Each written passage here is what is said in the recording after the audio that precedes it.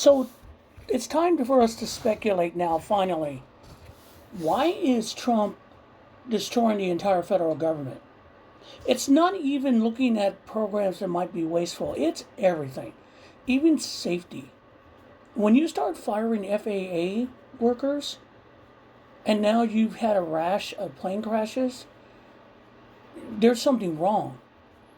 When you fire people at the CDC because, well, he's got a bone to pick with the CDC, knowing that that could lead to plagues and everything or outbreaks, there's something wrong. When you start firing IRS agents and people don't get the refunds, there's something wrong. When you start going after intelligence agents and FBI agents, there's something wrong. This is not it, and you're doing it without cause, but you know no one will stop you because your cultists are defending you and you own the DOJ, which you should not. Why?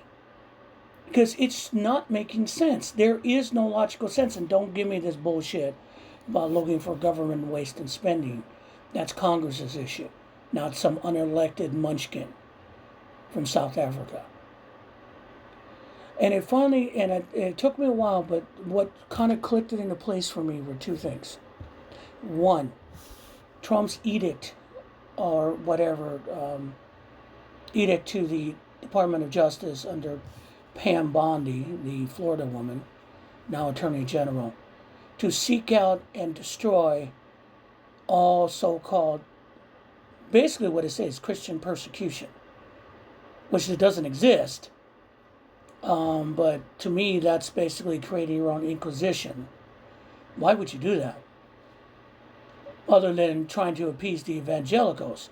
And then came the video someone shared here on TikTok of a group of old evangelical Christians, doing a worship sing tongue thing in an office outside the Oval Office. Conference room outside the Oval Office. I've been through two evangelicals worship sessions. They are cringy, very cringy. Someone who is an ex-Catholic still looks himself as a Methodist. I'm more down with structure and worship in my worship. Evangelicals are just basically, it's all the tent stuff, you've seen that before. The laying on hands, all that. And these folk are outside the White House, Oval Office. So, the stripping of government, the capitulation of America, to making us willing to do anything they want because they're taking it all away from us and making us unsafe, is basically to replace it with a theocracy. I don't know what it will take the form of. Maybe Gilead. I mean, they still call it the United States. But to replace it with a theocracy where Congress is not Congress, but maybe a group of religious leaders making decisions. The courts are religious courts run by some kind of like what they call in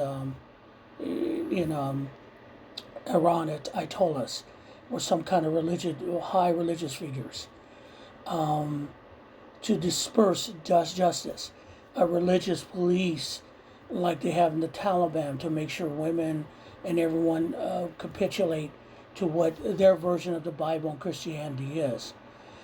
Basically, they want to burn it to the ground and force us to accept what they push on us. Force us to accept their version of Christianity, even though it's not Christianity. It's basically fascism with a cross. So, ladies and gentlemen, that's what's going on. That's why we have to fight it to the bitter end. And do not allow them to take away 250 fucking years of the Republic, because this is the one thing our forefathers did not want when they put in separated church and state, because they know how that worked in England.